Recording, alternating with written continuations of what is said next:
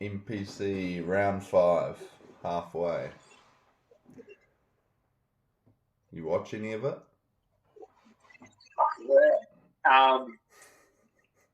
Yeah, I watched Marco's just get over the line. Yeah, it was pretty nerve wracking. Yeah, but the boys got it done. What else? What other games did I watch live? Watch the Stags at all? Yeah, I watched the Stags. Watched the highlights. That was a good game. Yeah. Close to this half, but come back in the second. No All Blacks up against Waikato had about half the team. Pretty much All Blacks, and the Southland boys pumped up on Spates and other substances got it done. Well, I'll run through the results quickly. North Harbour 7, Bay of Plenty 19, Canterbury 53, Manawatu 14, Counties Manukau 22, Taranaki 43, Northland 27, Hawke's Bay 22, Tasman 31, Otago 27, Wellington 36, Auckland 17, and Waikato 10, Southland 25. Yeah. Good old Auckland. Yeah, at least they're consistent. The streak alive.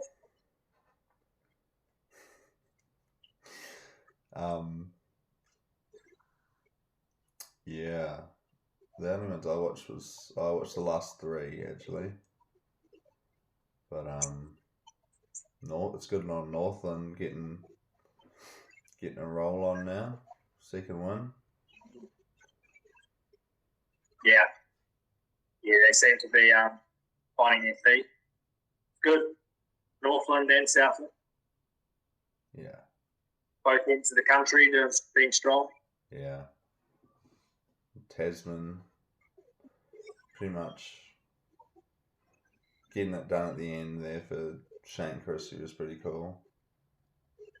Yeah. Rest his soul. Condolences for his family and friends, but yeah, a great man. Yeah. But yeah, you can see Dave Havili in the aftermatch how much it meant getting it done for him.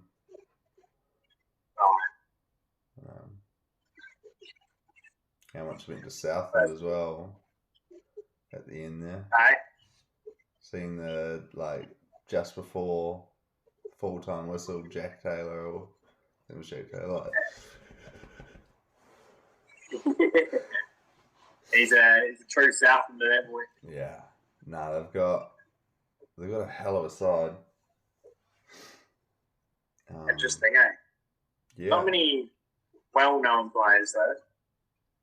Just a lot of hard-working, kind of underdog players that haven't really heard of much,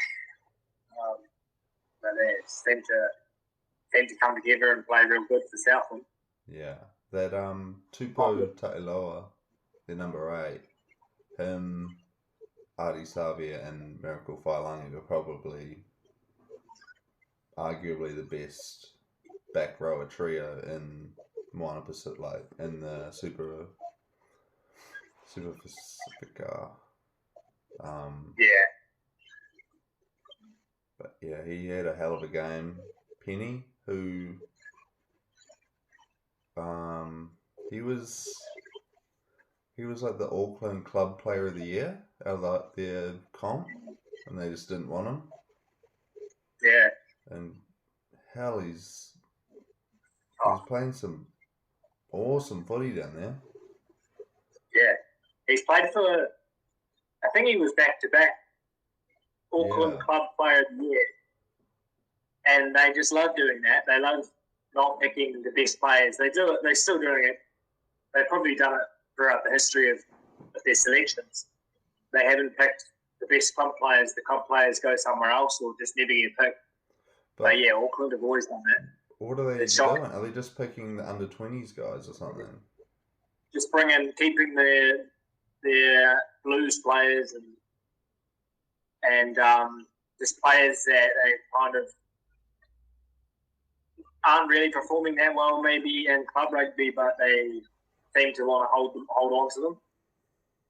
But if you look at the lineup, the Auckland side, it's majority of them are third rugby players, not club players.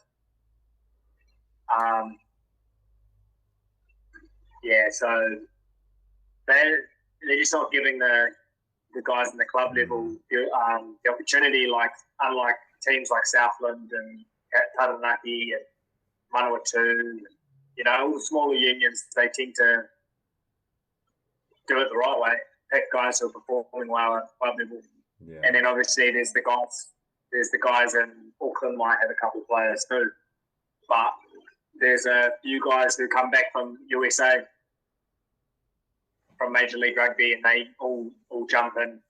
And then, you mix in your under-20 players too. So just the guys in club rugby, I think NPC, this is what it's all about, right? We want to be seeing these guys from club level get an opportunity or aspire to go to greater heights. NPCs, that's what it's all about. So if you're playing in Auckland and you're just getting overlooked, so what's the point? So a lot of them probably tend to drop off form or just quit playing because of that reason. Yeah. So it's pretty unfortunate. I think something needs to change there because they're letting go a lot of talent. Auckland's got the most talent in the whole of New Zealand. They got the best, probably one of the best club comps. You've got great teams like Ponsonby, Pakuranga, the Rovers. That's where Penny come from. Manukau Rovers. They were good for a couple of years. But there's a lot of good teams there, and a lot of talent. So they need to be starting to identify that talent, bring them through. Because I don't know, I just don't understand how Auckland are getting bullied by Manawatu or someone, a team that's got a quarter of the player pool to pick from. Well, it's crazy that they'd let someone that good go, and he's been recognised, obviously, through the club competition that he's bloody good. More than 1 year in a row, and they're just not picking him. So good on South, and that's a hell of a pick. Oh, yeah. That's a good thing about the small unions too. They'll always look out for guys that aren't getting picked, and luckily they've got the scouts, I suppose, to bring them down and give them an opportunity. And two players, two good examples right there. Imagine how many guys are out there right now who we don't even know, who could be like the next Richie McCaws, the next Jerome Pino, the next Dan Carters. We just don't know because they like to keep.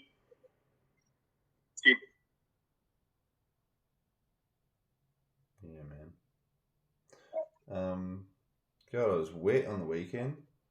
It looked like it was most games. It was pissing down. Oh yeah. The Auckland Wellington game. Wellington got a fast start. Signa was back, but it was just bucketing down. Almost Auckland turned down points pretty early on. Well, they turned down points quite often, and I think that kind of hurt them in the end because they had to play. They had to try to pass it around and had to do something because they were down. What were they? They were down. They were down quite a lot, and they just had to play to try get points, and they were just running into brick wall of Wellington defence, knocking it on all the time because it was so wet. There's not a hell of a lot they could do because all Wellington had to do was just man up and just wait for Auckland to knock it on. Then they'll just boot it down there and be like, run at us again. Let's go.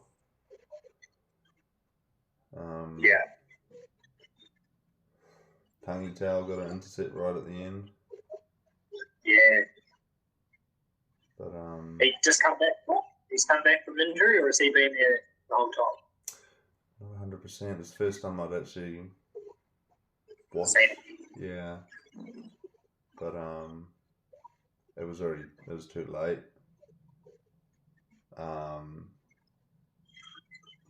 Yeah, and then Kenshi Yamamoto pretty much rubbed salt in the wound of Auckland, who were trying to get a point out of it at least, and then he just goes and scores in like the 82nd minute. Who was that again? Kenshi Yamamoto for Wellington. He's like a reserve hooker, Japanese player. Oh, okay. So he's come from Japan. Yeah. On a loan. Yeah. Interesting. But yeah, Auckland not taking the points, I think that hurt them. Because they were forced to play the whole game. The Waikato Southland game, so wet again. Rain was just pouring in sideways. They had quite a bit of wind. Southland, the whole game. Yeah, Southland elected to run into one in the first half, which was probably the right decision the way the game went. Waikato scored first, but they were finding a bit of grass when they were kicking it pretty early on. Some of the Southland boys were letting it bounce, but Southland struck back with a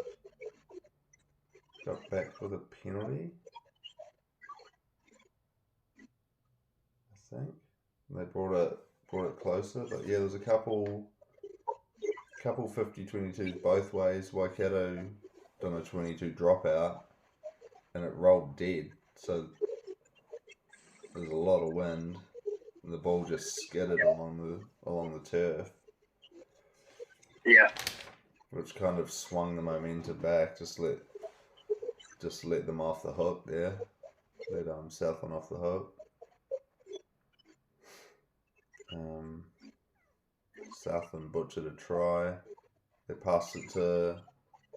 Who did they pass it to? It was like a 3-on-1, like 5 meters out. And I think Tupou Tailoa was like taking the short man's track, and they passed it too fast behind him or in front of him, and the guy wasn't expecting it, knocked it on. But that was just a try that went gone begging. Yeah. But they took the points. They got a penalty later on. They got down there, took the lead, and then after that, they didn't let the lead up.